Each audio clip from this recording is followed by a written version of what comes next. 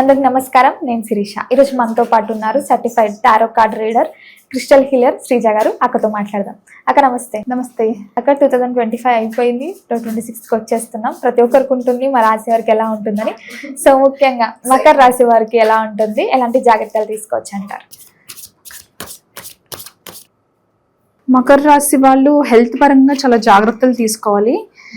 హెల్త్కి సంబంధించిన మనీ చాలా ఎక్కువ ఖర్చు అవుతూ ఉంటుంది. అండ్ ఆల్సో మనీ ఎక్కడ లాస్ అవుతాం, బిజినెస్ లాసెస్ వస్తాయేమో, మనం అంటే పడలేని వాళ్ళు, మనల్ని ఇబ్బంది పెట్టే వాళ్ళు మనల్ని ఫినాన్షియల్గా వ్యాపారపరంగా మనకి ఏమైనా ఇబ్బందులు క్రియేట్ చేస్తారేమో అనే భయంతో కూడా ఉంటారు. అండ్ ఇక్కడ మీరు గమనించాల్సింది ఏంటంటే, మీరు ఇక్కడ ఒక్కరే అయిపోలేదు. మీ ఫ్రెండ్స్, మీ వెల్ విషెస్, మీ రిలేటివ్స్, మీకు ఎవరైతే ఈ విషయంలో హెల్ప్ చేసి మీకు అండగా నిలబడతారో వాళ్ళ హెల్ప్ తీసుకోండి. అంటే కార్డ్ సజెషన్ ఏంటంటే, మీరు ఎలోన్ కాదు, మీకు సపోర్ట్ దొరుకుతుంది.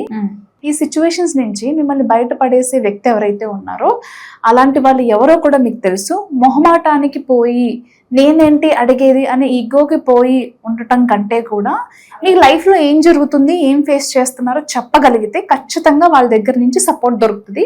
అండ్ ఈ టైంలో మీకు అవసరం, అది ఫినాన్షియల్ అయినా, ఒక హాస్పిటల్ విషయమైనా, ఏ విషయమైనా సరే మీ వెల్ విషెస్కి మీరు చెప్పే ప్రయత్నం చేయండి, మీలోనే దాచుకోకుండా. అలాగే ఎవరికైనా శిరీష, మనకి మదర్ సైడ్ నుంచి కావచ్చు, ఫాదర్ సైడ్ నుంచి కావచ్చు, ప్రాపర్టీస్ అనేవి స్ప్లిట్ చేసి ఇస్తారు, మనకి ఆస్తి ఇస్తారు కదా. అలా ఎవరికైనా సరే కొన్ని సంవత్సరాల నుంచి కూడా మీకు రాలేని ఆస్తి భాగం ఏదైనా ఉంటే, అంటే కొన్ని కోర్టు కేసెస్ వల్ల కావచ్చు, కొన్ని మిస్అండర్స్టాండింగ్స్ వల్ల కావచ్చు, ఏ విషయం మీదైనా సరే మనకి రావాల్సిన ఏదైనా పెండింగ్లో ఉంటే కనుక ఇయర్ ఖచ్చితంగా మీరు ఏదైతే ప్రాపర్టీ కోసం కావచ్చు, లేదా మనీ డిస్ట్రిబ్యూషన్ గురించి సంబంధించిన విషయాల్లో కావచ్చు, చాలా అనుకూలతలు ఉన్నాయి. ఖచ్చితంగా మీకు రావాల్సింది మీకు వస్తుంది. అంటే ఈ రాశికి సంబంధించిన వాళ్ళకి దూరంగా ఉన్న చుట్టాలని కలవటం, ఫ్రెండ్స్ని కలవటం, గెట్ టుగెదర్స్ పార్టీస్కి కూడా చాలా అటెండ్ అవుతూ ఉంటారనమాట. అంటే దూరంగా ఉన్న ఫ్యామిలీస్, అంటే చాలామంది ఇప్పుడు వేరే కంట్రీస్లో సెటిల్ అయిన వాళ్ళు ఉంటారు, వాళ్ళ ఇండియాకి రావటం కానీ, అలాగే చాలామంది ఇప్పుడు గెట్ టుగెదర్స్ ప్లాన్ చేసుకుంటారు. మేబీ మీ చైల్డ్హుడ్ ఫ్రెండ్స్ని ఎవరినైనా కలిసే అవకాశం కనిపిస్తుంది. అంతేకాకుండా విడిపోయిన భార్యాభర్తలు కావచ్చు, ఫ్రెండ్స్ కావచ్చు, లవర్స్ కావచ్చు, ఎవరైనా మళ్ళీ తిరిగి వాళ్ళకి సంబంధించిన వ్యక్తుల్ని కమ్యూనికేట్ చేసుకునే టైం అని కూడా చెప్పచ్చు.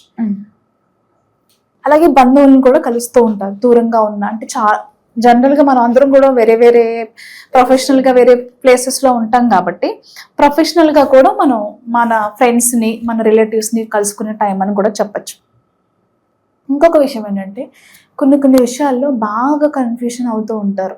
అంటే ఫర్ ఎగ్జాంపుల్, మనం ఇంతకు ముందు అనుకున్నాం, చాలామందికి చేంజ్ అవ్వాలి అని ఉంటుంది జాబ్లో, కానీ నేను ఇది మానేసి వెళ్ళి వెతుక్కోవడం మంచిదా, చేస్తూనే వెతుక్కోవడం మంచిదా, కంపెనీ మంచిదే బట్ శాలరీ సోసోగా ఉంది,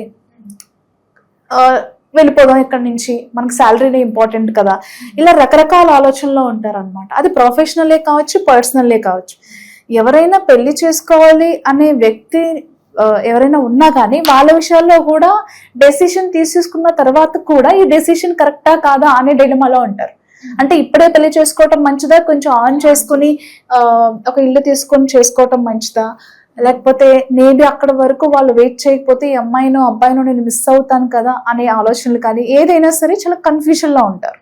అండ్ ఈవెన్ వీళ్ళకి ఆన్సైట్ ఆపర్చునిటీ వచ్చినా అది తీసుకోవడానికి కూడా ఆలోచిస్తూ ఉంటారు. ఫ్యామిలీని వదిలేయటం ఇష్టం లేక, చిల్డ్రన్, ఏదైనా maybe family visa company provide చేయకో, ఇలా చాలా డైలమాస్ ఉంటాయన్నమాట. ఏం చేయాలి, ఒక క్రాస్ రోడ్లో ఉంటారు, ఎలాంటి డెసిషన్ తీసుకోవాలి, ఏం చేయాలి, ఇలాంటివన్నీ కూడా నడుస్తూ ఉంటాయి. ముఖ్యంగా స్టూడెంట్స్కి ఎలా ఉందండి అక్క? మరి స్టూడెంట్స్ చాలా యాక్టివ్గా ఉంటారు. అండ్ కొన్ని ప్రాజెక్ట్స్ మీద వర్క్ చేస్తారు.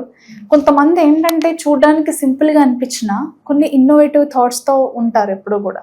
అలాంటి వాళ్ళు ఏదైనా ఇన్నోవేటివ్గా సమ్ ప్రొడక్ట్ ఆర్ ఏదైనా ఒక విషయాన్ని వాళ్ళు ఫైండ్ అవుట్ చేసి, డిస్కవర్ చేసి, అది ప్రపంచానికి చూపించడానికి చాలా ఇంట్రెస్ట్ చూపిస్తూ ఉంటారు. మేబీ ఎలక్ట్రానిక్స్లో కావచ్చు, సైన్స్కి సంబంధించి కావచ్చు, ఏదైనా సరే.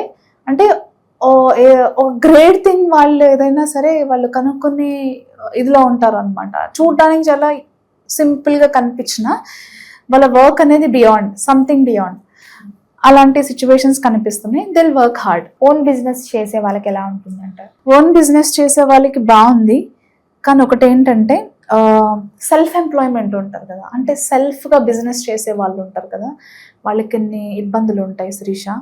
బట్ ఆల్రెడీ ఎప్పటి నుంచో బిజినెస్ చేస్తూ ఒక పార్ట్నర్షిప్ బిజినెస్లో ఉన్న వాళ్ళు మార్కెట్లో బాగా ఎస్టాబ్లిష్ అయిన వాళ్ళకి 2026 చాలా బాగుంటుంది.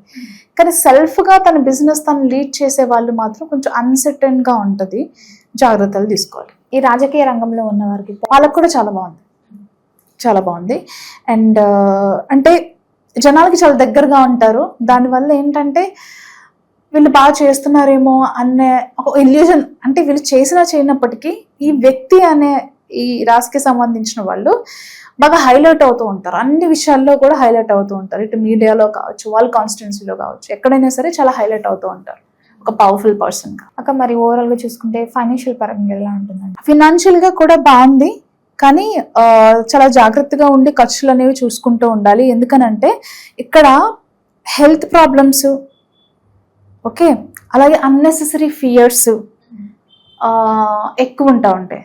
మీరు వేరే వాళ్ళకి హెల్ప్ చేయడం వల్ల కూడా కొన్ని ఇబ్బందులు వచ్చే అవకాశం ఉంది. అంటే మీ మనీ స్టక్ అయ్యే అవకాశం ఉంది. కాబట్టి ఏదైనా చేసే ముందు ఒక్కసారి ఆలోచించడం అనేది చాలా ఇంపార్టెంట్. అంటే ఇచ్చే పర్సన్ అయినప్పటికీ కూడా వాళ్ళకున్న సిచ్యువేషన్స్ వల్ల మీకు అవి లేట్గా వచ్చే ఛాన్స్ ఉంటుంది. లేట్ అయినా పర్వాలేదు అని అనుకుంటేనే చేయండి, లేదంటే చేయొద్దు. హెల్త్ పరంగా ఎలా ఉంటుందంట? హెల్త్ పరంగా స్టేబుల్గా ఉండగలుగుతారు, కానీ ఇంతకుముందు చెప్పుకున్నట్టుగా హెల్త్ పరంగా చూసుకుంటే మనకి లోయర్ బాడీ చాలా ఇబ్బంది పెట్టే అవకాశం కనిపిస్తుంది. అంటే బ్యాక్ పెయిన్స్, స్పైనల్ ఇంజురీస్ కావనివ్వండి, క్రానిక్ పెయిన్స్ ఉంటాయి కదా, నడుము నొప్పి, కాళ్ళ నొప్పులు, ఇలా క్రానిక్ ఉంటాయి కదా, అవి ఎక్కువ డిస్టర్బ్ చేసే ఛాన్సెస్ ఉంటాయి. అక్క ముఖ్యంగా వివాహం కాకుండా మ్యారేజ్ ప్రపోజల్స్ కోసం ఎదురు చూస్తున్న వాళ్ళకి ఎలా ఉంటుందండి? లవ్ మ్యారేజ్కి అలాగే అరేంజ్డ్ మ్యారేజ్కి చాలా అనుకూలంగా ఉంది. ఈ టైంలో మకర రాశికి సంబంధించి ప్యాచప్స్ ఎక్కువ కనిపిస్తున్నాయి. విడిపోయిన వాళ్ళు కలవటం, క్యాన్సర్ అయిన ఎంగేజ్మెంట్స్ మళ్ళీ రీప్యాచప్ అవ్వటం, ఇలాంటివి కనిపిస్తున్నాయి. అంటే ఇంకా వద్దు అనుకున్నవన్నీ కూడా మళ్ళీ తిరిగి వాటికి ఎక్కువ ఇంట్రెస్ట్ చూపించడం, వాటి గురించి మళ్ళీ డిస్కస్ చేసుకోవటం, ఇంకా ఈ సంబంధం క్యాన్సిల్ అయిపోయింది అనుకున్నవి మళ్ళీ ఓకే అనుకుని చేయటం, ఇలాంటివన్నీ కనిపిస్తున్నాయి. లవ్ మ్యారేజ్కి చాలా అనుకూలంగా ఉంది. మరీ ముఖ్యంగా చాలా ఇయర్స్ నుంచి ప్రెగ్నెన్సీ కోసం వెయిట్ చేస్తున్న వాళ్ళకి ఈ ఇయర్ ఖచ్చితంగా శుభవార్త వింటారు. ముఖ్యంగా అక్క ఫిలిం ఇండస్ట్రీలో ఉన్న వారికి ఎలా ఉంటుందంటారు? బాగున్నాయి, చాలా మంచి ఆపర్చునిటీస్ ఉన్నాయి. అండ్ చాలా మంచి పేరు వచ్చాయి. మకర రాశిలో ఉన్న వాళ్ళు, ఫిలిం ఇండస్ట్రీలో ఉన్న వాళ్ళకి ఎక్సలెంట్ ఆపర్చునిటీస్ వచ్చే టైం అని చెప్పచ్చు. అక్క ఓవరాల్గా మరి వీళ్ళకి ఎలాంటి రెమెడీస్ చెప్తారు? వీళ్ళకి రెమెడీస్ చెప్పాల్సి వస్తే మనకి అర్త్కి సంబంధించిన కొన్ని శ్లోకాలు ఉంటాయి కదా. జనరల్గా కుజుడు వేరు, భూమి వేరు, రైట్? సో వీళ్ళు ఏం చేయొచ్చు అంటే స్పెషల్లీ వరాహమూర్తి, వారాహి మాత, అంటే జనరల్గా వారాహి మాత ఉగ్రదేవత, కానీ వరాహస్వామి ఉంటారు కదా, వరాహి స్వామికి సంబంధించిన మంత్రాలు కావచ్చు, పూజ కావచ్చు, ఎక్కడైనా టెంపుల్ ఉంటే అక్కడికి వెళ్ళి దేవుడికి దర్శనం చేసుకోవడం, అర్చన అలాంటివి చేయించుకోవడం చాలా మంచిది. ఎందుకంటే లైఫ్లో ఒక స్టెబిలిటీ రావాలి అని అంటే ఆ స్టెబిలిటీ ఇచ్చేది ఖచ్చితంగా వరాహస్వామి. సో ఆ రకంగా వీళ్ళు వరాహస్వామి ఆరాధన చేయడం చాలా మంచిది. ఓవరాల్గా 2026లో మకర రాశి వారికి ఎలా ఉండబోతుంది, ఎలాంటి జాగ్రత్తలు తీసుకోవాలి చెప్పినందుకు చాలా థ్యాంక్స్. Thank you.